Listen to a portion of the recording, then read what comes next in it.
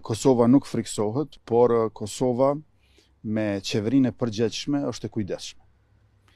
Ne ju shërbejmë qytetarëve të Republikës dhe mbrojmë interesat e vendit tonë. Interes i shtetit pavarur të Kosovës, i Republikës sonë demokratike e sovrane, është integriteti territorial, është funksionaliteti shtetëror, është kushtetueshmëria dhe ligjshmëria.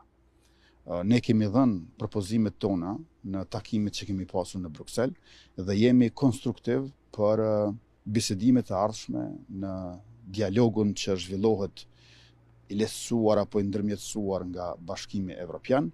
Me që rast, parimi i reciprocitetit është parim i shëndosh i marrëdhënieve të mira fëqinjësore.